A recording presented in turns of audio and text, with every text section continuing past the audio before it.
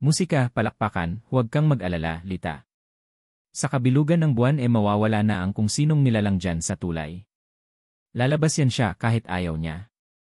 Pinili niyo ang itim na kapangyarihan kesa tanggapin ang gabay niyo. Mapapasama kayo niyan, tiya. Titigilan ko lang to kung may isa akong maisasama sa inyo. Ngayon, Lita. Kahit mamatay man ako, isasama kita sa hukay. Kapag sinusubok tayo ng panahon, sinusubok din ang ating tapang at katatagan. Magandang araw po sa inyo, Miss Esperanza. At sa mga voice actors na kasama nyo. Pagbati rin po sa mga listeners na walang sawang sumusuporta.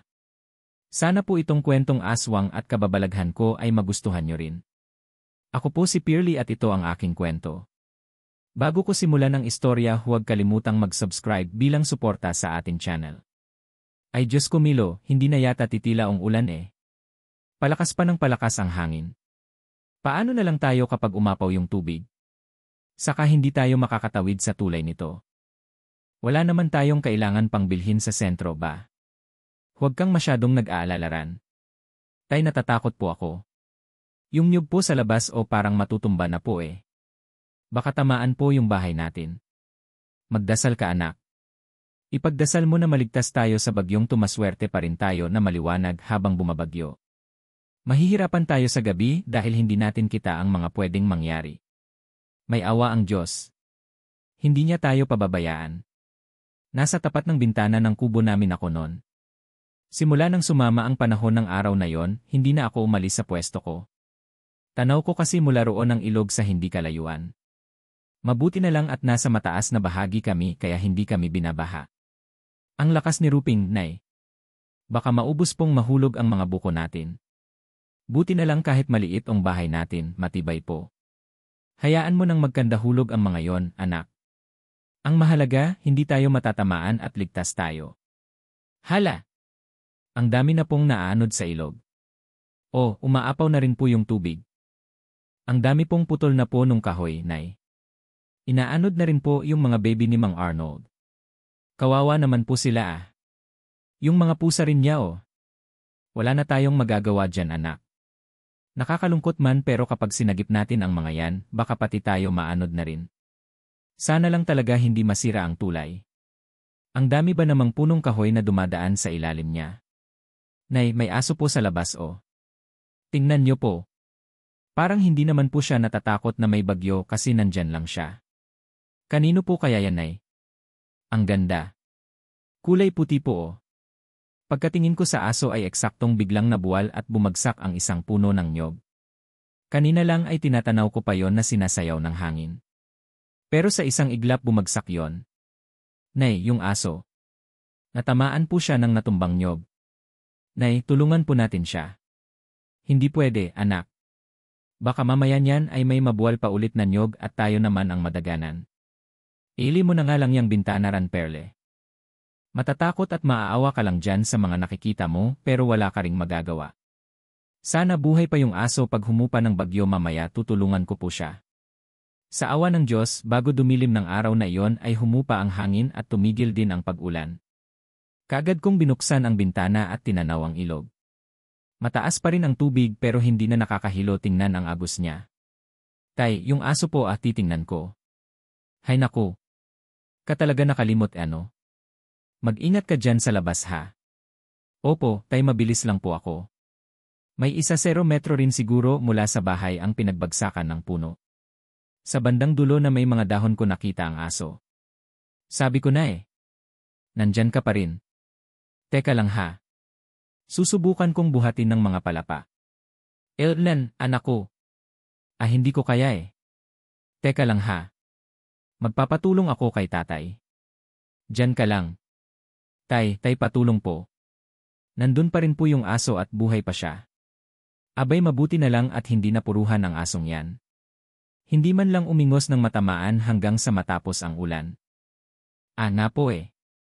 Nagtiis talaga siya tay. Ayan siya. Halabat na wala po siya tay. O wala naman palang aso ah. Pinagluloko mo yata ako. Anak tatay naman eh. Hindi ko po gawain yon. Na. Pero nasan yung aso mo ngayon? Ha? Ikaw talagang bata ka. Saka na nga muna. Sa susunod na araw ipapahati natin yang nyog na natumba para pwede nating gawing tabla. Malamang ay namalikmata ka lang kanina anak. Mukhang inaantok ka kanina habang nakatunganga sa bintana eh. Kahit na punay. Nakita ko talaga yung aso kanina eh. Teka. Tingnan niyo po ito oh. Tali po to ng aso ba? Patingin nga. O abay. Paano naman to napunta dito sa pinagbagsakan ng nyog? Sabi sa una eh. Alam ko na. Gagawin ko na lang po yung pulseras. Baka pampaswerte yung aso na yon. Hay naku bata ka. Maiwan ko na muna kayo at makikibalita muna ako sa sentro. Titignan ko rin kung ayos pa ba yung tulay na dinadaanan natin. Tayo ang pinakakawawa ng mga taga rito sa looban oras na masira yon. Tama po ako, tay. Wala naman pong ulan eh. Sige tara kung ganon. Pero magsuot ka ng jacket at sombrero kasi medyo malamig. Dali-dali akong kumuha ng jacket at sombrero sa loob ng bahay. Pagkatapos ay pinalagay ko kay nanay ang tali sa braso ko. Nagandahan din kasi ako sa kulay noon na magkahalong pula at itim. Malayo pa sa labasan kung nasaan ang tulay. Dinig na namin ang boses ni Lula Ubeng. Nasa kabilang bahagi pala ito ng ilog at wala sa bahay nito. Pinasok ng baha ang buong kubo namin. Halos anurin pa nga kami. Hindi pa kami makatawid dahil wala kaming tulay. Hay tutulungan niya namin kayo Ubeng. Hindi pa lang siya ngayon at halos lahat naman kasi kayo apektado ng bagyo. Naku, inanod pala ng tubig ba ang kubo ni Choubing? Kawawa naman siya. Saka hindi siya inuwi ni Mario kaya wala siyang katulong. Kawawa sana siya Tayno. Kaso iba po pangit ang ugali niya. Huwag kang magsalita ng ganyan Pearly. May mga tao lang talaga na hindi natin makasundok kahit anong gawin natin. Kapitan Chobeng. Mukhang matindi ang pinsala ni Ruping ano. Oy Milo buti nandito ka. Mukhang ayos lang siguro ang sa inyo ano sa awa ng Diyos nakatayo pa rin naman ang bahay namin. May natumba pong isang puno ng nyog pero buti na lang hindi sa bahay tumama. Kailangan yung gawa ng paraan para makatawid ako sa kabila. Aayusin ko pa ang kubo ko. Bakit ba kasi ayaw niyo akong tulungan? Hindi matigil si Lola sa pagreklamo. Paano kasi nasa kabilang bahagi siya ng ilog? Mukhang hindi siya nakauwi bago pa man manalasa ang bagyo at matangay ang kubo niya. At dahil sira ang tulay, hindi pa siya makakatawid. Kaya tamang tanaw na lang sila ni Lolo Cap sa amin na nasa kabilang bahagi rin. Kulang na lang ay magsigawan sila para magkarinigan lang. Palakpakan, yun hong nyog sa bahay na natumba. Pwede ho yatang gamiting tulay kapitan. Ang problema lang wala akong pwedeng katulong na papasan noon hanggang dito. Hay palipasin muna natin ang gabing ito. Baka bukas bababa na rin naman ang tubig. Tatawid kami ran sa kabila. Ano yube? Hindi ka pa ba uwi kina Marshall niyan? Basta pangako nyo sa akin na gagawan nyo ng paraan ng tulay pati na ang kubo ko. Kung hindi ba naman kasi responsable ang nag-iisa mong anak sana may katulong ka rin. Ano? Abba. Ang anak ko na naman ang nakita mo Siguradong inabutan din yun ng bagyo sa pinagtatrabahuhan niya. Paano Melo? Bukas na lang ha. Maaga tayo rito sa ilog. Sige ho kapitan. Maasahan nyo ako ran. Tara na anak. Dahil sa bagyong yon walang pasok ng sumunod na araw. Abala ang lahat sa pag-aayos ng mga nasira ng bagyo. Maagang nagising si tatay at nagpaalam na pupunta sa nasirang tulay. Kailangan din kasing maayos yon para makatawid din kami sa kabila. Hindi naman sobrang lawak ng ilog pero mataas kasi at malalim yon. Kaya kung walang tulay, mahirap ang tumawid dahil sadyang malalim ang tubig. Delikado rin daw doon dahil may nakatirang kung anong nakakatakot na nilalang. Nay, naalala ko lang po basabi nyo dati nung hindi pa ako pinapanganak, nakakatakot yung nasitulay. Nasira na siya ngayon. Ibig sabihin hindi na yun nakakatakot. Hindi ko alam anak Ang tubig naman kasi na nasa ilalim ng tulay ang mismong pinamamahayan daw ng aswang o kung anong nilalang. Kaya nga hindi tayo basta-basta makakatawid kapag walang tulay. Mahirap na baka may malunod na naman doon. Si Lola Ubeng po doon malapit sa tulay nakatira. Hindi kaya siya natatakot down, Nay? Ba ayaw mong nagkukwentuhan kami ng tatay mo na nakakatakot kasi hindi ka nakakatulog ng maayos sa gabi? Naisip ko lang po, Nay, at saka parang hindi na po ako takot. Siguro kasi mas nakakatakot yung bagyong Ruping kesa daon sa kwento ng tulay. Ikaw talagang bata ka. Pero alam mo ba yung namatay na anak ni Tia Ubing talaga ang dahilan kung bakit nagtitiis siyang tumira malapit sa ilog? Ayaw niyang iwan ng alaala ng anak niya. Nakita niyo po talaga kung paano siya nalunod, Nay. Nakita ko nang lumutang na yung katawan pero hindi yung pagkalunod mismo. Kwentuhan niyo po ako tungkol daon, Nay, ha? Para may alam na po akong kwentong nakakatakot. Lagi na lang yung ibang mga kaibigan ko ang nagkukwento. Ako wala talagang alam. Naku, mas mabuti pang magbasa ka na lang ng mga libro habang wala pang pasok. Nanay naman eh. Wala na pong magandang babasahin sa libro ko. Alam ko na. Papasyal po ako sa tulay na ah. Sasabay na lang po ako kay tatay pag-uwi. Hay naku, bahala ka na. Malaki ka na anak kaya hindi na kita dapat sinasaway masyado. Basta marunong kang mag-ingat ha. Opo, Nay. Mag-iingat po ako. Binagtas ko na ang makipot na daan pababa ng patag na kalsada sa gilid ng ilog. Maputik pa. Kaya sa damuhan ako halos naglakad. Walang gaanong matataas na damo dahil pinadapa lahat halos ng bagyo. Tumigil pa ako saglit dahil may mga nagkakapitang amorseo sa palda ko. Naglakad na ako ulit pero nakarinig ako ng mga ingay mula sa mataas na bahagi ng daan sa likuran ko. Pag ako walang naabutang tulay. Lagot sa akin si Kapitan. Hala sila Mang Mario at ang grupo niya yun ah. Mukhang galit na naman. Kailangan malaman ni Tatay to Hopperly, bakit ka tatakbo? Ha? Opo. Nagmamadali po kasi ako eh. Pinapauwi na po kasi ni Nanay si Tatay. Takosa din talaga yung ama mo, no? Takot sa asawa. Hindi po takot si Tatay kay Nanay ah. Mahal na mahal lang po niya. Mahal? Sus, wala ka pa sa mundo, takot na ang tatay mo sa nanay mo. Ano? Ayaw nga lumusong sa ilog dahil nga sabi raw ng nanay mo maliit eh. Kung ako naging asawa niya, ewan ko lang kung matatakot pa siya. Totoo naman po ba? Kasi iba po daon nga nalunod yung kapatid nyo. Baka nga po siya yung nananakot sa tulay paggabi. Anong nananakot sa gabi? Ha? Bakit? Naranasan mo na ba na tinakot doon? Hindi pa po. Pero ayoko pong maranasan yon. Sige na po. Aalis na po ako. Aba ay lokang bata ka. Hindi ka pa pala natakot doon. Ha? Sige tingnan natin. Hindi ko na pinansin si Mang Mario. Dati takot na takot ako tuwing nakikita siya. Pero hindi na ng sandaling yon. Lakad takbo ang ginawa ko hanggang sa makarating sa nasirang tulay. O Pearly, hindi ka naman natulog ano eh. Kung naglinis ka roon sa labas ng bahay dahil tapos na ang bagyo, tinulungan mo sana roon ang nanay mo nak. Tapos na po kami sa paglilinis ni Nanay Tay. Yun na lang pong Nyog ang hindi pa naalis nandyan pala sila Mang Mario nakasunod sa akin tayo makbo ako. O ano? Tinakot ka ba niya? Humanda sa akin yan mamaya. Hindi niya ako tinakot, Tay. Nakipag-usap lang po siya sa akin. Abay, bumagyo lang.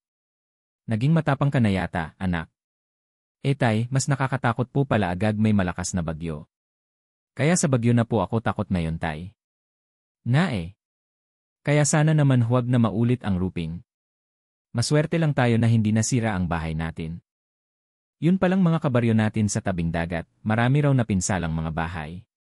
Kawawa naman po sila. Narinig ko sa usapan ni Tatay na umpisahan na sa susunod na araw ang paggawa ng pansamantalang tulay. Nagboluntaryo si Tatay na tutulong at ipapagamit ang natumbang nyog namin basta may magbubuhat lang. Kahit ang grupo ni Mang Mario ay pinakiusapan din na tumulong. Nagreklamo man pumayag din sila sa huli. Kinaumagahan, may narinig akong tumatawag mula sa labas ng bahay na nagpagising sa akin. Musika, tao po. Magandang umaga po. May tao po ba dyan? Inaantok pa nga ako eh. Saan kaya si Nanay? Ba't walang sumasagot sa tumatawag? Tao po. Ako po si Santi, pamangkin ni Kapitan. Tutulong po sana ako sa pagbuhat ng nyog na gagawing tulay po. Ay, makabangon na nga lang. Sandali lang po. Nandyan na. Nag-inat pa ako at hinawi lang ang magulo kong buhok. Hindi naman yun mahaba kaya kahit suklayin lang ng kamay ayos na. Binuksan ko ang pinto at bumungad sa akin ang matangkad na lalaking mas maputi pa yata kaya ngipin ko. Nakasombrero ito ng itim. Magandang umaga. Pasensya na nagising yata kita. Ito yung bahay ni Mang Milo ba? May natumbang puno ng nyog kasi sabi ni Kapitan Mansing. Opo. Anak po ako ni Milo. Ako po si Pearly. Ang aga niyo pong dumating ah. Wala pa nga silang Mang Mario eh. Si tatay naman baka bumisita pa sila sa taniman ng sitaw. Halos natumba po kasi ang mga yon. Baka inaayos pa nila habang wala pang init. Umupo po muna kayo kuya. Salamat Pearly. Dito na lang ako maghihintay sa natumbang nyog. Sa edad ko na yon hindi ko alam pero ramdam ko ang kabaitan ni Kuya Santon ko lang siya nakilala. Siguro dahil kumiti siya parang umingiti rin ang mga mata niya. Naglagay ako ng kokwa sa 2 tasa saka binuhusan yun ng mainit na tubig. Hinahalo ko pa lang yon nang marinig ko sina tatay na dumating na pala. O Santi, ang aga mo naman. Halos hindi pa nga sumisikat ang araw. Paano ka pala nakatawid dyan? Magandang umaga po. Binebay ko po yung bumagsak na tulay. Kuya Milo. Aba, madiskarte ka rin ah. Pero hindi madali yung ginawa mo. Kahit ako hindi susubok sa ganon. Mahirap nang mahulog at bale pag mamaya nalagay natin ang neuron. Pwede dumando ng ligtas kahit paano. O ikaw pala santalmusal ka na ba? Sabayan mo na kami kung gusto mo. Naitay pinagtimpla ko na po si Kuya Santi ng kokawa. Mabuti naman kung ganon anak. Parang hindi naman nakakaya rito sa kuya mo. Ako nga po yung nahihiya eh. Dumayo pa ako ng pag-inom ng kokwa. Aba ang lagay pamangkin ikap lang ang may libreng mainit-init na inumin. Paano naman kami Milo? Magandang umaga Mario. Maghanap na muna kayo ng pwesto at ipagtitimpla rin kayo. Kape ba o koko ang gusto nyo? Ha? Yan ganyan ang mabuting pakikisama. Kape para sa amin ng tropa ko. Lita, lagyan nyo ng maraming asukal ha. Gusto kasi namin matamis na mapait. Pumasok na tayo sa loob anak. Tulungan mo akong ipagtimpla sila ng kape ha. May mainit na tubig pa ba? Meron pa po, Nay. Pero baka hindi na magkasya sa kanilang 5. Hayaan mo na anak. Hindi lang natin pupunuin ang mga tasa nila. Ang importante may mapainom tayo sa kanila. Kainis nga po sila na Man lang kayo binatiin ng magandang umaga ni tatay. Anak, wala tayong mapapala kung papansinin natin ang mga yan. Pero sa totoo lang ganyan din ang nararamdaman ko. Sila dapat yung tinatakot sa tulay tapos ihuhulog doon. Ay ang bibig mo, Pearly ah. Hindi ka namin tinuruan ng nanay mong gumanyan. Kung wala ka rin lang masasabing maganda, tumahimik ka na lang. Marinig ka pa Magkagulo pa. Haluin mo na yung mga kape at ako na ang maghahatid sa labas. Huwag ka na roon. Mabuti pa nga po na dito na lang ako sa loob. Tay, maghahanda na lang ako ng almusal natin. Mamaya ka na maghanda. Baka maisipan pang sumilip dito sa loob ng mga yan. Makita pa yung pagkain at maalantakan. Tayo naman ang kawawa. Kita niyo po ang sama talaga nila kasi Nay si tatay kunwaring hindi pa galit. Maingay ang grupo ni Mang Mario sa labas. Hinintay ko pa talaga na makaalis sila. Pinanood ko pa silang binubuhat ang mahabang puno ng nyog. Gusto ko sanang sumunod pero hindi pa ako nakakapag-almusal. Musika, dahan-dahan sa pagkain anak. Para ka namang nakikipagkarangyan susunod po sana ako kina tatay na Gusto kong manood kung paano nila ayusin ang tulay. Mamaya ka na pumunta roon pag medyo matagal na sila, dalhan mo ng maiinom ang tatay mo mamaya ha. Tapos dalhin mo din yung ilalaga kong saging. Sige po, Nay. Gusto ko talagang makita kung paano po nila itatawid yung nyog. Sino po kayang lulusong mamaya? Siguradong walang lulusong sa grupo ni Mario. Kaya kung hindi si Santi ay saka ang tatay mo. O baka silang dalawa pa nga. Marunong naman pong lumangoy si tatay kaya ayos lang po. At saka may kakapitan naman siya para hindi sila maano. Ba? Abay dapat lang na may kakapitan sila. Malalim pa rin ang tubig sa ilog at mabilis pa rin ang agos kaya kailangan nilang mag-ingat. Dapat si Mang Mario ang pinapalusong down para kung sakaling magpakita yung kapatid niya na nalunod doon nandun siya tapos para bumait na siya. Naku, ikaw na bata ka talaga. Huwag mong pangarapin ang mga ganyan sa ibang tao kasi isipin mo kung sayo kaya mangyari yon paano ka naman ha. Eh hindi naman po ako masama katulad ni Mang Marionaya. Pero Lee, masyado kang mapanghusga sa kapwa mo. Kahit marami tayong naririnig na hindi maganda sa Mang Mario mo, wala naman siyang ginawang masama sa atin. Eh hihintayin pa po ba natin na may gagawin siya? Kaya nga lagi kang sinasabihang mag-iingat, di ba? Tama na yung nainis ka dahil hindi siya bumati ng magandang umaga. Huwag mo nang isipin yung mga hindi naman niya nagawa sa atin. Bumusangot na lang ako nun. Napagalitan pa ako ni nanay dahil nasa harap kami ng pagkain at hindi tamang nagdadabog o nagsasabi na masama. Habang nasa harap ng grasya, naghihintay na akong maluto ang nilagang saging nang dumating si tatay at nagmamadali. Yung isang kasamahan ni Mario na si Pedro nalunod sa ilog. Basta na lang kasi parang lumakas ang daloy ng tubig at may nabong ipo-ipo kahit wala namang malakas na hangin. Ay Diyos ko eh! Sino ba yung kasama niyang tumawid sa ilog? Ikaw ba Milo? Si Santi yung kasama niya. Sinisit pa nga siya ng ilang beses pero hindi na talaga siya makita. Ikaw Milo, huwag kang lulusong doon ha. Hindi ko alam ang gagawin ko pag may nangyaring masama sa'yo. Naitawid niyo po ba ang nyog, tay? Madadaanan na po ba? Hindi pa, anak. Ang sabi ng kapitan huwag na munang gumawi sa bahagi ng tulay kasi delikado pa. Lalapit daw muna siya sa munisipyo para makahingi ng tulong. Paano po yan, tay? Hindi na po ako niyan makakapasok sa school. Wala pa naman daw pasok ngayon, anak. Hay Diyos ko. Gusto ko sanang tumulong sa paghanap do kay Pedro pero hindi rin kasi ako makatawid sa kabila. Hayaan mo na silang maghanap doon, Milo. Hindi ka nga makatawid ng ilog ba? Na nga. Nagkukwento lang naman ako. Ang balak ni Kapitan ay maglalagay daw sila ng lambat doon sa bukana ng ilog para sakaling umabot to ng bangkay makita na. Nandun ba si Chobing Si Mario. Anong ginawa dahil sa nangyari sa kaibigan? Siguradong nagpaparamdam na naman yung bata. Sino pong bata? Nay. Yung kapatid po ba ni Mang Mario? Hala, baka nga po naging aswang siya roon sa ilalim tapos naging tanak. Nagkwento ka na ng ganyan sa anak mo, Lita. Ang kulit kasi At matanda na siya. Alangan namang habang buhay lang siyang matatakot, di ba? Opo, tay, nagkwento na si nanay kasi hindi na ako takot sa mga aswang at mumo. Sa bagyo na lang po, tay, si Kuya Santi po nakatawid po ba siya sa ilog? Hay, sige na nga lang. Yung Kuya Santi mo napakagaling at nakayanan ng daloy ng tubig kaya nakatawid. Kakaiba nga ang batang yon. Kilala ko rin yan si Pedro Katigas din kasi ng ulo niyan. Sinabi na ni Sante na siya ang maunang lulusong pero hindi pumayag at mas kaya raw niya kasi taga rito siya. Sinusunan pa ni Mario kaya lalong naglalakas loob. Ayon tuloy. Pero kaibigan siya ni Mario. Dapat tinulungan siya na walang hiyang yon para makaligtas. Kasi kung isipin hindi yan magiging katakutan. Parang natisod kasi siya dun sa malalim na parte. Tapos hindi siya napuntahan kaagad. Pati si Sant lumubog rin ng bahagya dahil nga siya yung nagpas ng nyog. At ano naman ang sabi ni Mario? Tutulong ba siyang maghanap down sa bangkay? Anong tutulong dyan?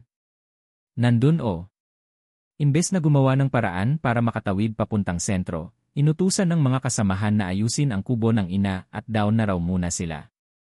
Nang hihingi nga ng matatanghalian. Aba ano sila sinuswerte? 4 silang ipaghahanda natin. Buti sana kung may maganda silang naiambag sa buhay natin. Ngayon lang naman Lita. Namatay na nga yung mga tao Dadagdagan pa ba natin yung pasanay nila? Bakit? Pinapasan ba nila yung mga problema natin? Tapos yung kamalasan nila damay tayong lahat. Hay! Ayoko na nga makipag-argumento pa sa'yo. Kung ayaw mong magluto ako na lang. Alalahanin mo Milo, hindi pa tayo makatawid ng tulay. Paano tayo mamimili ng mga kakailanganin natin kung pati yung mga batugan na yan ay ililibre pa natin? Ha? Ako na ang bahala, Rian. Sabihin mo na lang kung anong wala sa atin. Pwede kong pakiusapan si Santi na ibili niya tayo. Kakaiba ang batang yun talaga. Baka pwede na puki ng Mario yung nilagang saging. Tay isa ka pang bata ka. Down na nga kayo at ako narito sa kusina. Tara na nga sa labas, Pearly. Yung mga buko na hindi pa naman sira ibigay na rin natin sa mga batugan na yon. Abay mabuti pa nga yan. Magugustuhan mga yon ang uminom ng buhok ko Pwede sana lagyan pa ng gatas. Ano? Kukonti na lang ang asukal natin dahil 5 silang nagkape kanina. Dadagdagan mo pa ang gastos sa gatas. Namatayan nga. Di ba? Parang abuli na rin yung tulong natin. Natahimik na si nanay sa sinabi na yon ni tatay. Ako naman tahimik lang pero napapaisip. Kapag anong nagiging delikado ang tulay, siguradong pahirapan ang pagtawid doon. Nay, hindi kaya may sumapo yung ilog kapag ganon? 2 na ang namatay Malas ang bahagi niya ng ilog. Kahit pa nung pinapagawa pa lang yan, naalala kong may nadisgrasyang trabahador doon. Hala! Paano na po yan, Nay? Hanggang kailan po magiging ganon ang ilog at ang tulay? Hanggang sa pagtanda ko po ba? Hindi ko alam anak. Dati naman kasi nag-aalay dyan sina Taubeng. Kahit siya po, hindi nag-aalay down sa ilog nung namatay yung anak niya. Kahit po si Mang Mario. Hindi anak kasi hindi naman sila naniniwala sa mga ganon. Kasalanan pala nila kung bakit po ganon yung lugar na yon. Hindi nila aminin yan kasi hindi sila naniniwala. Napaisip ako at gaya ni nanay naniniwala ako sa mga kababalaghan. Nang tanghaling yon ay sinamahan ko si tatay na maghatid ng makakain nila ni Mang Mario. Pero sadyang pangit ang ugali ng lalaki. Walang ya. Anong klaseng luto to? Milo kangkong na may bagong. Wala ka na bang ibang maisip ipakain sa amin? Ha? Masarap yan, Mario. Subukan niyo muna kasi paborito kong iluto yan. Paborito ko pong ulam yan at saka masarap po talagang magluto si tatay. Makakalimutan niyo po ang pangalan niyo pag natikman niyo ang luto niya. Huwag mo kaming ayabangan, bata ka ha. Basta ayaw namin to sa gulat namin ni tatay ay tinapon na lang basta-basta ni Mang Mario ang pagkain. Napaiyak ako dahil sa panghihinayang. Si tatay naman ay nagmura ng mahina. Musika, sumusobra ka na talaga Mario ha. Hindi mo na iginalang ang grasya na pinaghirapan ko. Anong akala mo sa amin ha? Baboy na papakainin mo lang ng kangkong. Kung baboy ang tingin ko sa inyo, dapat sana itinagdag ko na lang yan ng pino. Hinaluan ng upas at tiki-tiki. Literal na pagkaing baboy ang sinabing yon ni tatay. Natawa ako roon pero lalo lang ikinagalit ni Mang Mario ang sinabi ng tatay ko. Walang Camilo. Nasaan ang itakot ng mataga kita? Busit ka. Hoy Mario, anong kaguluhan yan? Ha? Lolo si Mang Mario po tatagain niya si tatay. Hindi ako natatakot sa'yo Mario. Akala mo ha? Ikaw lang ba ang maitak? Hoy, ano ba kayo? Imbes na mag-away kayo dyan, gumawa kayo ng paraan para makatawid dito. Nakita na ang bangkay ni Pedro sa bukanan ng ilog. Yun na nga tupagin yung mga kasamahan nyo. Imbes na nagrereklamo kayo sa pinapakain sa inyo. Ako na nga nagmamagandang loob, ako pa ang masama. Mga walang moto kayo. Hindi pa tayo tapos. Milo, may araw ka rin sa akin. Umalis na si Nang Mario. Ang sabi ni tatay, akyat ang mga ito sa bundok para lang makapunta sa sentro ng barangay. Ayaw makipagsapalaran ng mga ito na tumawid sa ilog dahil baka magaya lang sa mga kasama. Bitbit namin pauwi ang kanin na mabuti na lang hindi natapon. Walang imikan si nanay at tatay magdamag dahil doon. Pagsapit ng umaga. Pearly anak, gusto mo bang sumamang maglakad-lakad? Bisitahin natin yung tulay baka may balita na roon. Sige po, tay sasamahan ko po kayo pero magbati na muna kayo ni nanay. Sige na po. Ay, hindi naman kami nag-away ng nanay mo Narinig mo ba kaming nagsagutan mula kahapon? Si tatay talaga Ang aga-aga Magbati na po kasi kayo. Hay naku Pearly, ang aga-aga. Huwag kang nangungulit dyan. Lumakad na nga kayo mag-ama. Maglalaban naman ako kaya iwanan nyo na ako rito. Sige dadaan ako sa poso at pupunuin na yung tubigan doon. Mabuti naman kung ganon at baka may oras din kayo para makabili ng asukal at asin. Sige, titignan ko mamaya. Tara na. Pearly, nakangisi akong lumabas ng bahay. Yun ang nagustuhan ko sa mga magulang ko noon pa man. Hindi sila maingay kung mag-away. Tamang hindi nagpapansinan lang. Tapos mag-uusap na ulit. Malayo pa kami sa tulay pero nakita na naming marami ang nag-umpukang mga tao sa kabila nun. Bilisan natin anak. Mukhang may hindi na naman magandang nangyari magdamag. Diyos ko. Binigi na nga kami at lahat. Huwag niyo na pong dagdagan pa. Halatay. May mga nakalutang po na mga patay na hayop sa ilog. Ano po kayang nangyari, Milo? May alam ka ba sa nangyayaring to? Imposibleng lumitaw lang to lahat sa ilog o inanod mula sa itaas. Hindi na ako nakapunta pa rito kagabi. Diyos ko. Kaninoong mga hayop kaya to? Maya-maya ay may darating na tulong mula sa munisipyo para gawin ang tulay. Milo, pag nakatawid na ako kailangan natin mag-usap. Sige, wakap dito lang muna ako. Perle anak. Sabihan mo ang nanay mo tungkol dito ha. Pati na rin yung maghihintay muna ako rito para makatulong sa paggawa ng tulay. Opo, tayin ko po. Tumakbo ako pauwi nun.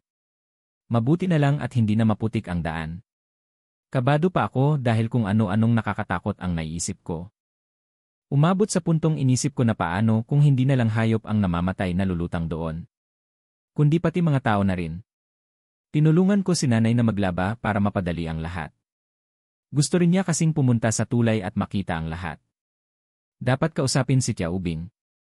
Sila ni Mario ang mas may responsibilidad sa pag-aalay. Siguradong ang hinahanap ng taglugar ay sila at hindi ang kung sino-sino. Puntahan na po natin siya kina Mang Marshall para sabihan po, Nay, baka naman po maawa na siya kasi may namatay na ulit. Pupuntahan talaga natin siya bago pa tayo madamay sa kapalaran nila. Sana lang talaga makinig naman si Tia at sana mailagay na nila ang pansamantalang tulay ngayong araw. Nay, tingnan niyo po May truck na dumating. Yung mga tao may dalang malaking lubid. Ay Diyos ko. Salamat naman at nakahingi na sila ng tulong sa bayan. Ano po kayang gagawin nila? Nay, manood ka lang anak. Sanay ang mga yan kaya siguradong madali lang para sa kanila. Ang mailagay ang katawan ng niyog sa magkabilang bahagi ng ilog. Si Kuya Santo, tatawid siya ng ilog para ihatid yung lubid. Pero ang dami pang patay na hayop na sumabit sa sirang tulay Madumi dyan, Nay. Maswerte talaga tayo na malakas ang loob ni Santi siya taga rito ha. Pero hindi siya nag-aalang tulungan tayo. Ang galing. Tinalian siya sa katawan ng lubid. Sigurado akong hindi siya maaanod niyan. Pero kahit na maanod siya pwede siyang hilahin. Sadyang napakarami pa rin ng tubig sa ilog. Siguradong maraming naipon sa talon kaya tuloy-tuloy lang ang pag-agos. Ayan nanay lumulusong na siya. Sila ni tatay yung magkasama rito sa kabila. Tapos down sa kabila ang dami nila. Paano naman po yun? Kumapit ka sa akin Santi. Iaahon kita. Salamat po Mang Milo. Maraming salamat din sa walang pag-aalin lang ang pagtulong mo sa amin dito. Akin natatanggalin ko na ang lubid dyan sa katawan mo. Mabuti naman at kahit papaano magagamit ang pansamantalang tuloy ong niyog na to.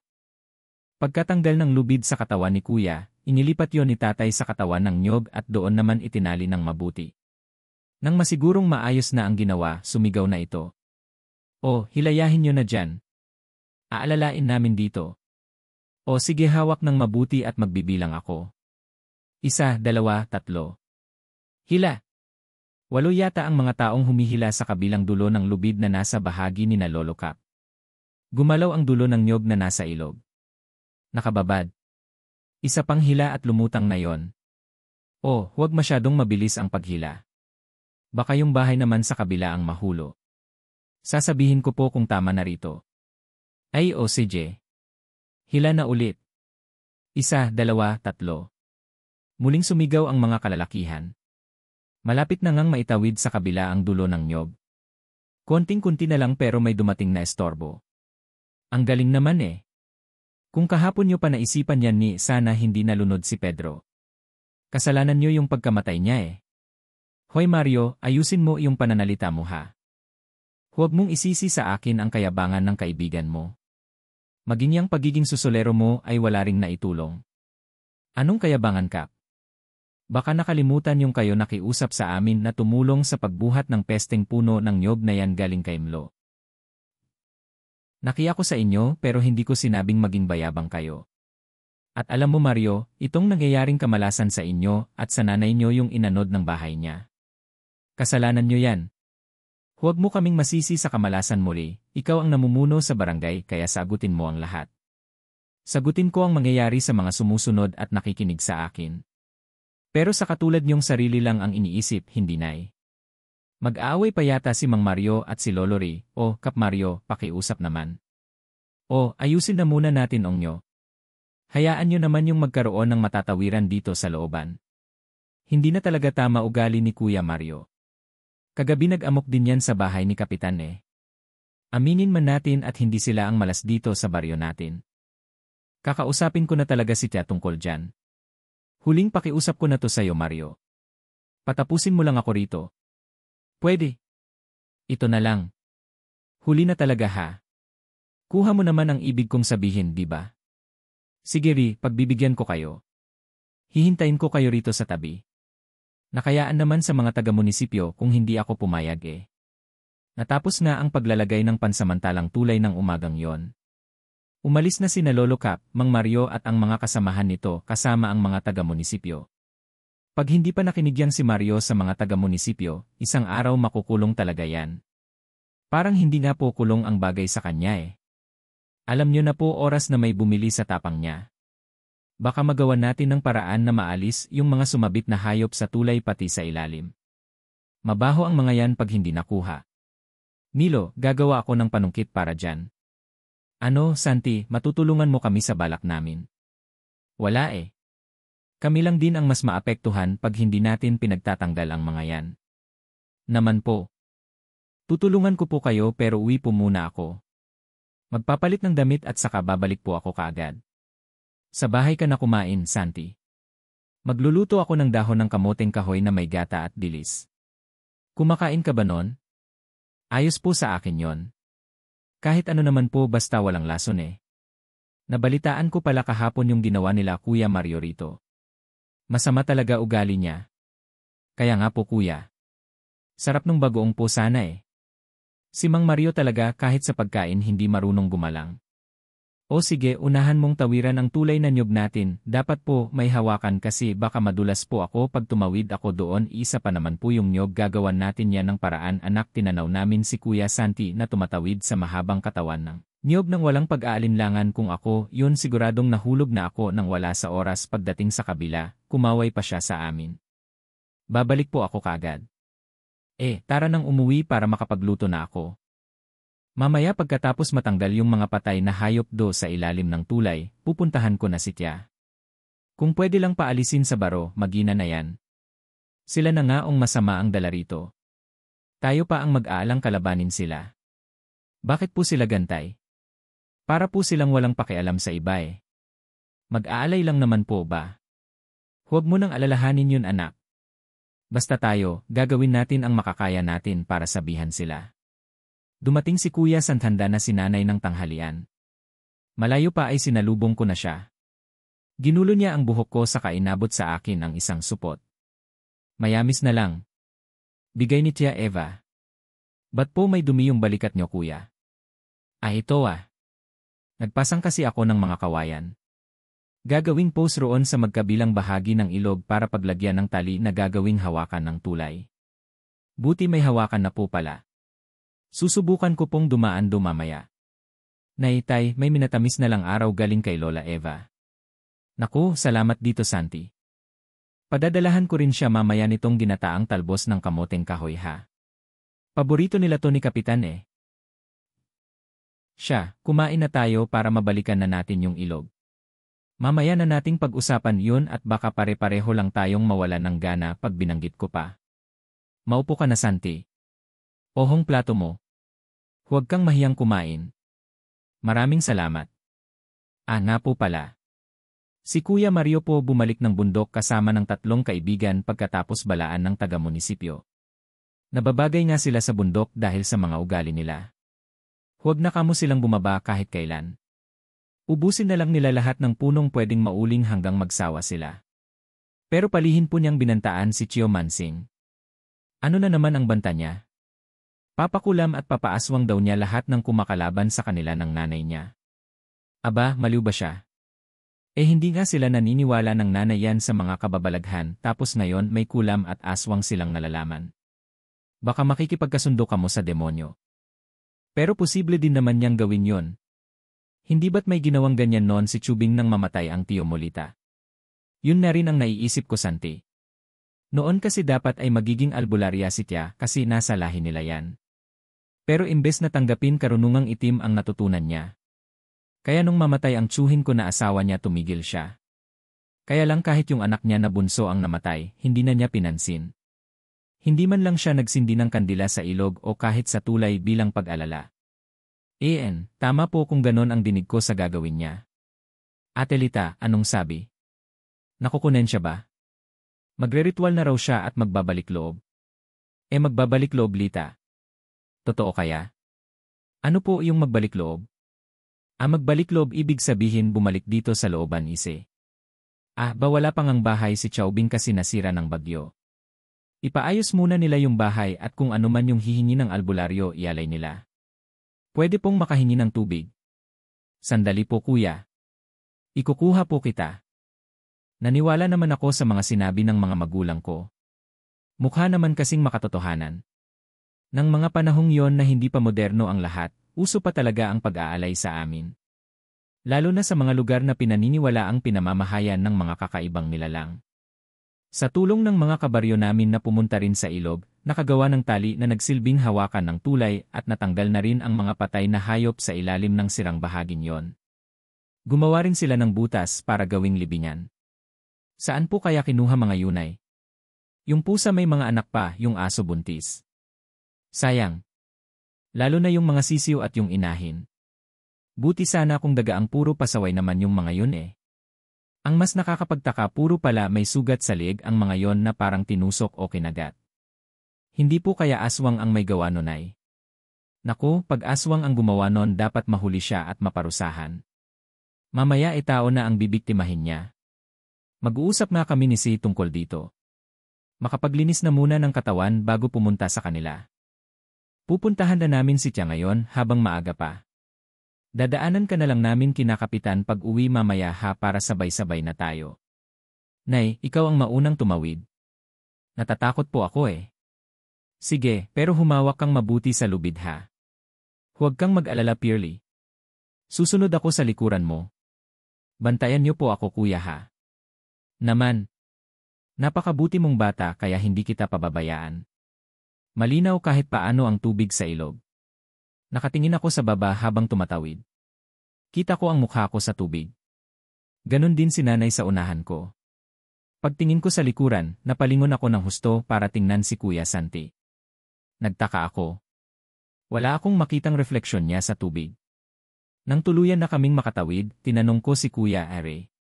Kuya, ba't po hindi kita makita dun sa tubig kanina? Ha? Anong sinasabi mong hindi mo ako nakita sa tubig? Yung tinatawag nila na refleksyon po, wala po kayo rin sa tubig eh. Ano na naman ba yung inuusisa mo sa Kuya Santi mo, Pearly? Halika na nga do kay Tia. Sige po, Kuya Santi. Sa susunod na lang po ako mag-uusa, ha? Sige, ingat kayo. Teka, napansin ko yung pulseras mo. Saan pala galing yan? Opo ba? Nakita ko po to sa pinagbagsakan ng aso ng bagyo. Natamaan po kasi siya ng nyog nun. Nagtataka nga po ako nun eh. Kasi bigla na lang yung nawala. Baka namatay na po yun kasi bumabagyo. Gamo. Namalikmata ka lang ng araw na yon dahil inaantok ka. Nakita mo yung mga bibi na inanod tapos nakakita ka rin ng aso na naglalakad sa gitna ng ulan. Baka ganun na po, Nay. Ay ewan. Basta maganda naman po yung pulseras. Ba? Tumango lang si Kuya Santi. Naghiwalay na rin kami ng daan. Hindi naman ganun kalayo ang bahay ni Mang Marshall kung saan tumutuloy si Lola Ubeng. Sementado ang bahay kaya hindi man lang yata ito nakaramdam kahit pag-uga ng bagyo. Musika, magandang hapon po Tia. Kumusta ho kayo rito? Alam ko na kung bakit ka nandito, Lita. Kukulitin mo na naman ako tungkol sa alay. Ano? Alam ho kasi natin parehas na yon ang dahilan ng pagiging malas ng tulay at ilog. Bakit hindi nyo na lang kasi gawin Tia? Maliwanag na ibinili nyo ni Apo Ukong sa inyo. Huwag kang mag-alala, Lita. Sa kabilugan ng buwan mawawala na ang kung sinong nilalang dyan sa tulay. Lalabas yan siya kahit ayaw niya. Ibig sabihin nagbalik loob na kayo sa itim na kapangyarihan. Nay, bakit po biglang nag-iba ang kulay ni Lola? Umiitim yung labi niya tapos yung ilong niya. Alam ko na ang gagawin ko, Lita. Kaya kung ako sa'yo, huwag ka na lang makialam kung ayaw mong maging magkalaban tayo. Pinili niyo ang itim na kapangyarihan kesa tanggapin ang gabay niyo. Mapapasama kayo niyan tiya. Sinabi ng huwag mo akong pakialaman. Kung magpupumilit ka, hindi ako magdadalawang isip na kulamin ka, Lita. Pero tiya, hindi ang paggamit ng karunang itim ang solusyon sa problema. Biglang tumayo si Lola. Naniningkit ang mga mata habang lumalapit kay nanay. Napahawak pa ako sa laylayan ng damit niya. Musika, tumingin ka sa akin, Lita. Susunod ka sa sasabihin ko. Sa kabilugan ng buwan. Pagsisilbihan mo ako. Sa akin ka susunod. At ano pong ginawa niyo kay Nanay Lola? Ba't po siya nakatulala? Magulo kang bata ka. Halika nga rito. Tumingin ka sa mga mata ko. Ayoko po. Bitiwan niyo po ako. Nay, umalis na po tayo dito, Nay. Anak, umuwi na tayo. Tara na po, Nay. Nakakatakot na po si Lola eh. Pest kang bata ka. Bakit ayaw mong sumunod sa akin ha? Halika rito. Ayoko po sa inyo. Hindi ako lalapit sa inyo. Nay, tumakbo na po tayo. Bago pa makalapit si Lola, nakatakbo na ako. Hindi ako lumingon. Pero nung malayo na ang distansya ko, nakita ko si nanay na naglalakad. Wala namang nakasunod sa kanya, kaya hinintay ko na siya. Nay, ba't ganun po si Lola? Para siyang aswang na mangkukulam sa drawing. At saka anong ginawa niya sa inyo? Nay, bilisan niyo po. Tara, anak, umuwi na tayo sa bahay. Akala ko po pupuntahan natin si tatay kina Lolo Cap. Sabi niyo kanina sabay tayong uwi ba? Umuwi na tayo. Doon na tayo sa bahay natin. Sige po. Mauuna po kayo, Nay ha. Hindi ako sinagot ni nanay. Diretso lang siya sa paglalakad. Nag-alala pa ako na baka mahulog siya dahil hindi siya kumakapit sa lubid na hawakan. Nakatawid naman kami ng maayos at nakauwi. Nagyayaang matulog si nanay kaya tinabihan ko siya. Pero hindi lang yun basta tabi. Yumakap ako kay nanay na may pangamba kung ano ang nangyayari sa kanya. Nakatulog rin ako ng hapong yon. Pagising ko wala si nanay sa tabi ko. Kinabahan na ako. Nay, saan po kayo? Nay, nagsain na ako, anak. Kumain na tayo po eh. Maaga pa po nay at saka wala pa si tatay. Hindi po ba natin siya hihintayin? Hindi na dahil gutom na ako. Halika, tingnan mo ang inihain ko. Masarap to, sige po, kukuha na po ako ng kanin. Nay, bakit po ang itim ng kanin? Nasunog po yata to eh. Masarap yan anak. Ay teka ako na lang ang kukuha. Yan kaninang mga engkanto tunak. Ayaw mo nun? Magiging engkanto na rin tayo. Nay, hindi po makakain ang mga yan. Baka po sumakit ang mga tiyan natin. Anong sasakit ang tiyan? Ha? Pag sinabi kong kain, kain. Ayoko po, Nay. Huwag niyo po akong pilitin. Musika, ayaw mong kumain, bahala ka. Basta ako kakainin ko to, habang tumutulo ang luha ko, kitang-kita ko naman na sarap si nanay sa pagkain ng sunog na hindi lang kanin kundi bigas mismo. Sa tingin ko ay hindi niya nilagyan ng tubig ang sinain niya. Ba't po kayo nagkakaganyan, Nay? Ano po bang nangyayari sa'yo? Ano pong ginawa ni Lola sa'yo kanina? Ayaw mo ba talagang kumain? Sige, bahala ka. Nanay naman eh. Nakakarami na po kayo ng kain yan. Masama po yan sa tiyan. Itatapon ko na po yan. Ano ba? Bakit mo tinapon ang pagkain ko? Nay, magsasaing na lang po ako ng bago para sa inyo. Sasarapan ko po. Lalagyan ko rin po ng dahon ng pandan sa itaas para mabango. Di ba? Gustong-gusto niyo po yun, Nay. Maglalagay ka ng pandan. Sige. Mabango nga yun. Aray. Ang sakit ng tiyan ko. Nay, humiga lang po muna kayo. Magpahit din kayo ng white flour sa tiyan. Matatanggal din po yan. Nay. O sige, matutulog muna ako. Hihintayin ko ang mabangong kanin na may pandan. Ha? Sige po, Nay. Mabilis lang po to si tatay. Sana umuwi na si tatay. Diyos ko, tulungan niyo po ang nanay ko. Pagalingin niyo po siya. Parang biro naman nun na kung kailan kailangan ko si tatay ay wala siya.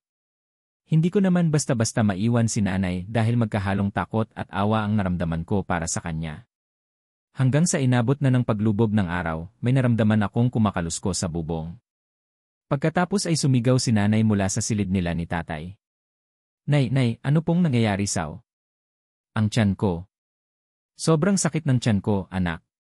Baka po dahil po yan sa kinain yung sunog na bigas, uminom po muna kayo ng maligamam na tubig, nay. Ay. Sige, bigyan mo ako, anak. Patakan mo ng konting asin. Pakiusap. Ano ba, nay, nag-iingay sa bubong? Hindi ko rin po alam na eh. Pero kanina pa po yan. Baka ligaw na pusa po. Wala pa ba ang tatay mo? Ang sakit. Parang humihilab yung tiyan ko. Musika, nagmadali ako sa paglalagay ng mainit na tubig sa baso. Binitbit ko na lang din ang garapon ng asin pabalik sa silid. Namimilipit pa rin sa sakit si nanay. Musika, anak, sunduin mo na ang tatay mo kinakapitan. Hindi na yata maganda to ah. Opo, nay. Pero sigurado po ba kayo? Iiwan ko po kayo rito. Hindi na po ba kayo parang robot? Anong robot ang pinagsasabi mo? Inay. Nung galing po tayo kina Lol parang naging robot po kayo. Si Lola naman parang naging nakakatakot na matanda. Hana nahipnotismo niya ako kung gan. Ha? Bumalik na talaga siya sa kasamaang ginagawa niya. Ang tiyan ko. Sige, nay. Susunduin ko na po si tatay. Yung asin, anak. Ibuhos mo ang kalahati rito sa tabi ko at bitbitin mo ang kalahati. Dalhin mo yan ha. Hindi maganda ang nangyayaring to, sige po, nay. Mag-iingat din po kayo rito. Bitbit ang garapon, lumabas ako ng bahay. Isa pang kalabog ang narinig ko bago ako makalayo. Maliwanag ang buwan noon kaya kitang-kita ko ang bulto sa ibabaw ng bubong. Patakbo akong bumalik sa bahay. Nay, aswang po yung nasa bubong. Anong gagawin natin? Ako ang punteriya ng aswang na yan. Kaya bilisan mo na anak at sunduin mo na ang tatay mo. Kukunin ko po yung itaknay. Itatabi ko po rito sa inyo. Bibilisan ko po ang pagsundo kay tatay. Tatakbo po ako. Nay. Opo yung itak. Itabi niyo po ha. Muli na naman akong lumabas. Pero bago umalis, sinabuyan ko pa ng asin ang pintuan namin. Gusto ko sanang tapunan din ang aswang sa bubong para umalis siya. Hindi ko na lang ginawa dahil naisip ko rin na baka sundan niya ako. Panay ang dasal ko habang naglalakad. Sobrang takot ako noon hanggang sa sumapit ako sa tulay. Hindi ako mahuhulog. Kaya ko to, hindi ako mahuhulog. Kaya ko to, tatay naman kasi. Bakit hindi ka pa umuwi? Saan ka pupuntang bata ka? Ha? Si Lola ba yon? Pero hindi ko naman siya nakikita eh. Kung ano-ano na yata naiisip ko. Konting hakbang na lang. Purely, akala mo ba makakatawid ka? Uhulog kita. Pagkarinig ko noon, biglang ang dumulas ang paa ko sa nyog. Kahit nakakapit ako sa tali dahil gumalaw na sa kabilang bahagi ang katawan ko ay hindi na ako nakabalans pa. Nahulog na nga ako sa tulay. Napasigaw ako dahil doon. Tulungan niyo po ako. Nay, tay. Kahit pabagsak akong lumubog ay nakadungaw pa rin ako. Unti-unti na akong inaanod ng tubig palapit sa sirang tulay na halos pumasok na ako sa ilalim. Sa tulong ng liwanag ng buwan, nakahanap ako ng pwedeng makapitan. Pero mula sa ilalim ng tulay ay may narinig akong tumatahol. Ilang saglit pa, nakita ko na ang asong nagliliwanag sa kabutihan na lumalapit sa akin. Ikaw yung asong nadagan na ng nyog ba? Bakit nasa ilalim ka ng tulay? Tutulungan mo ba ako? Salamat. Musika, humawak ako sa likod ng aso. Hindi ako makapaniwala pero kitang-kita ng mga mata ko na parang napakadali lang sa kanya na lumangoy hanggang sa tabi ng ilog. Walang malakas na agos para sa puting asong nagliliwanag. Musika, Diyos ko, salamat po sa inyo. Yung tali mo pala. Hala, nagliliwanag siya. Hay nga pala si tatay. Kailangan kong puntahan si tatay. Baka kung mapaano na si nanay. Salamat ulit ha. Musika, basang-basa ako na umakyat sa gilid ng ilog patungo sa kalsada. Nagkataon naman na may narinig akong mga nagsasalita. Ilang saglit pa nakita ko si tatay na may bitbit na sulo. May mga kasama rin siya. Tay, nandito po ako. Bilisan niyo po, tay. Pero Lee, anak, ba't ka nandito? Teka, basa ka. Anong nangyari sa'yo? Tay, bilisan po natin. Si nanay po masakit ang tiyan niya. Nahipnotismo raw siya kanina ni Lola. Para siyang robot kanina, tay. Tapos may aswang pa po sa bubungan natin. Siya raw po ang sadya nun. Diyos ko. Hindi na mahanap si Chaubing ngayon kasi basta na lang daw umalis kasama si Mario, sabi ni Marshall. Kaya hindi ako nakauwi pa kasi hinahanap namin siya. Haha. Ay. Tumakbo ba talaga kayo? Hiningal tuloy ako. Kakahabol sa inyo. Pambihira naman kayo eh. Sumunod na lang po kayo sa amin. Kailangan ako ng asawa ko ngayon. Diyos ko. Huwag niyo pong hayaang may masamang mangyari sa kanya. Tay, kanina po nahulog ako sa tulay dahil naririnig ko si Lola. Parang tinatakot niya po ako. Tinakot ka ni Ube? Kaasan ba siya? Nakita mo ba, iha? Hindi ko po siya nakikita, tay eh. Pero naririnig ko po siya. Oh, mag-ingat ka sa tulay, anak. Humawak ka sa akin para hindi ka na mahulog ulit. Mabuti at hindi ka tinangay ng agos. May nagligtas sa akin nang mahulog ako, tay. Aso na nagliliwanag po. Yung sinasabi ko po sa inyo na nakita kong nabagsakan ng katawan ng nyog. Pero nawala rin kaagad. Mahiwagang asong yun kung ganon. Kasing hiwaga ni Sant si Kuya Sho. Na po pala. Ba't hindi niyo po siya kasama? Nawala rin kasi siya mawala si Chaubing anak. Pero saka na natin pag-usapan yan. Bilisan na natin at baka kung ano na ang nangyari sa nanay mo. Nakatawid kami ng maayos ni tatay sa tulay kasama ng ilang mga taga-baryo at ni Lolo Cap. Nagmadali kaming umuwi. Malayo pa ay may naririnig na kaming parang nag-aangilan ng mga hayop. Parang mga asong nag-aaway. Diyos ko, galing yata sa bahay yun ah. Hindi kaya yung aso na tumulong sa akin yan, tay. Tapos si nanay naman ang tinutulungan niya ngayon. Hindi nga kami nagkamali ni tatay. Narinig namin ang sigaw ni nanay sa gitna ng pag-aaway ng dalawang hayop. Isang puti at isang itim na aso. Milo, tulungan mo ako. Milo, kami na ng mga tanod ng bahala sa mag-aaso. Milo, sikapin niyo ng anak mo na makapasok sa loob ng bahay niyo para tignan si Lita. Sige ka. Salamat po talaga anak. Sa kusina tayo dumaan. Sundan mo ako. Tiya, maawa ka. Huwag mong gawin sa akin to, tiya. Numero 1 kang pakialamera. Wala na akong balak maging albularya simulat sa Paul. Kaya hindi ako nag-aalay. Tapos ikaw iginigit mo pa talaga. Musika, palakpakan, tay, ano pong ginagawa ni Lola sa loob? Matindi ang galit niya sa nanay mo, Pearly. Hindi kasi niya matanggap na tama ang mga sinasabi ng nanay mo sa kanya simulat sa pool. Hindi kasi siya naniniwala na kaya mabigat ang kapalaran niya ay dahil sa tinanggihan niya ang panggagamot noon. Sa halip, paungulam ang mas pinili niya. Ngayon Lita, kahit mamatay man ako, isasama kita sa hukay. Tama na tiya. Ayoko na. Chobing, tama na po. Walang kasalanang si Lita sa inyo. Nag-aalala lang siya sa inyo bilang asawa ng Chui niya. Kaya tigilan niyo na siya. Titigilan ko lang to kung may isa akong maisasama sa inyo. Isasama ko sa kamatayan ko. May hawak si Lola na manika na tinutusok-tusok niya sa iba't ibang bahagi ng katawan. Sigaw ng sigaw naman si nanay sa loob ng silid. Wala kayong puso, tiya. Mabuti pang patayin ko na lang kayo kaysa mapatayin niyo ang asawa ko. Tatagihin kita. Ayana na tigilan na natin si Litao na ako. Anong tigilan ka, Rihanna? Hanggang ngayon ba mahal mo pa rin ang babaeng to? Pakiusap na eh. Tigilan na natin to, ayoko na magunod sunungan sayo. Hindi na ako masaya sa paghihing sa harapan ng lahat. Sasama na akong pau kay Sant. Napaatras ako nang makita ko si Mang Mario sa harapan ko. Wala siyang pangitaas na damit. Ang itsura niya, magulo ang buhok. Napakaitim ng mukha at namumula ang mga mata. May mga pangil siya at naglalaway pa. Musika, hindi maaari. Tinanggap ko ulit. Ang itim na kapangyarihan para turuan ang leksyon nito, mga pakialamera. Tapos ayaw ka na? Duwag ka pala kung ganon. Ikaw pa na nanay ko talaga ang walang bilib sa akin. Kaya sige tayo na lang magtapusan. Pagkasabi noon biglang inatake ni Mang Mario si Lola. Napasigaw naman ako nang bigla na lang nag-iba rin ng anyos si Lola.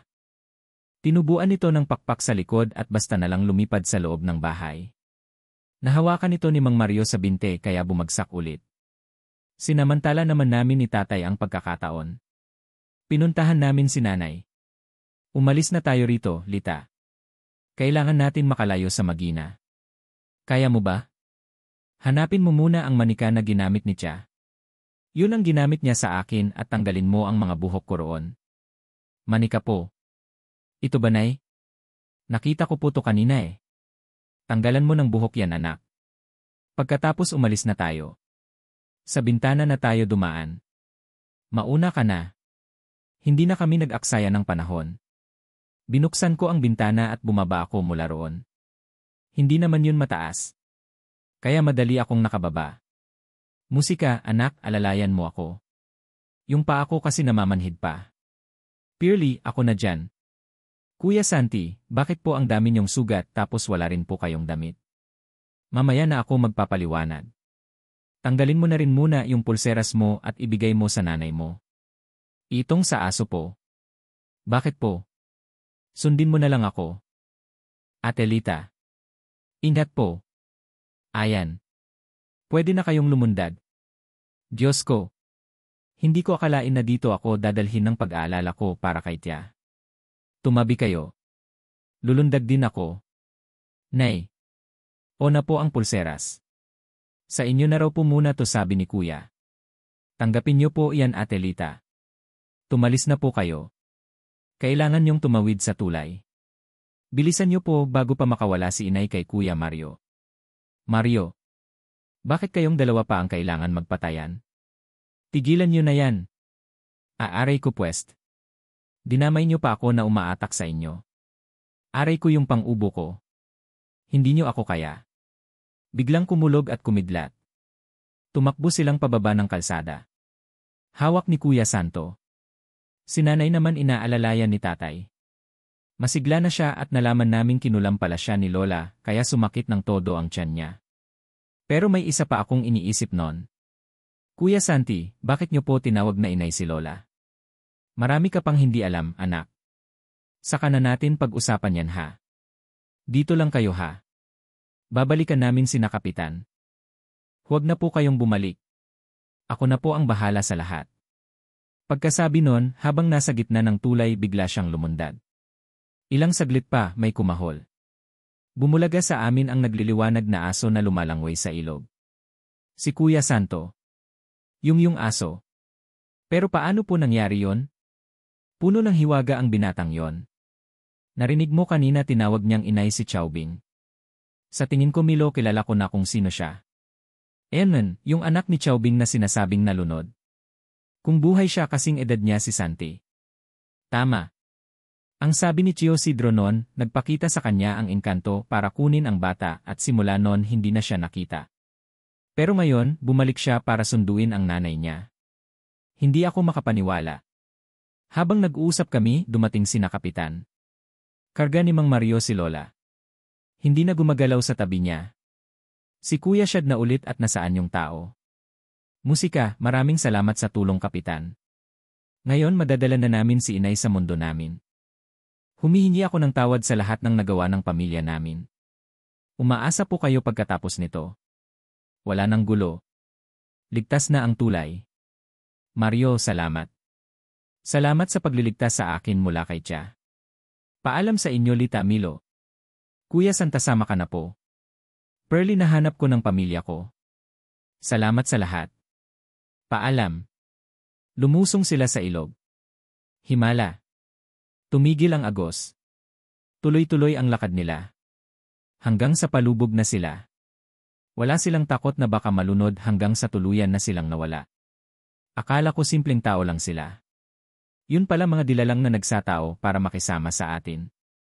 Sana nga ligtas na ang tulay kahit lagusan pa ito ng mga kakaibang nilalang. Sabi ni Hutyat daw ng bagyong ang pagbabalik ng nanay niya. Pinilit daw niya si Mario at si Ubeng na umuwi. Pero tumanggi ang dalawa kaya raw nagkagulo rito. Sino po yung pumatay sa mga hayop sa ilog? Si Mario at ang ina niya nilalaso nila ang tubig para walang ibang makadaan. Pero kayo ang unang naglinis kaya kayo ang pinagbalingan. Hay! Simulat sa pool, ayaw na sa akin ni Tia. Pakialamera raw ako ah. Ang totoo ayaw lang niyang ikaw ang mapangasawa ni Mario, kaya natuwa siya nang ako ang pinili mo. Sinabi nga ni Mario sa akin galit siya kay Milo kasi inagaw raw niya ang pinakamamahal niya. Hindi naman siya umubra sa akin eh. Si Milo talaga ang mahal ko. Aray. Ay parang lalabas na. Hay dyan na muna kayo ha. Sasamahan kita, mahal. Hala lolo baka ilalabas na ni nanay yung mga sunog na bigas. Nagsaing kasi siya ng walang tubig eh. Mabuti na lang at nagawa ng magkapatid na matalo ang inaan nila. Lolo Kap, pinatay po ba nila si Lola? Hindi iha. Ang sabi nila, kinuha lang daw nila ang espiritu ng nanay nila. Ibabalik nila pag nakauwi na sila sa mundo nila. Pwede po pala yun. Nang gabing yon sa bahay muna kami ni Lolo Kap tumuloy para kung sakaling sumama ulit ang tiyan ni nanay may makakatulong agad. Mabuti at marunong si Lolo sa mga halamang gamot. Kinabukasan, bumuti na ang pakiramdam ni nanay. At ngayon, sementado na ang tulay. Ilang taon ang lumipas bago yun naayos. Pero sa awa ng Diyos, wala nang nangyaring masama doon. Ang karanasan kong yon ay hinding-hindi ko makakalimutan. Hanggang ngayon ikinukwento ko pa rin. Kaya naniniwala ako na ang lahat ng kwentong naririnig ko sa channel nyo, kahit hindi ka panipaniwala ay totoo dahil nangyari rin sa akin. Hanggang dito na lamang po. More power at God bless. Musika.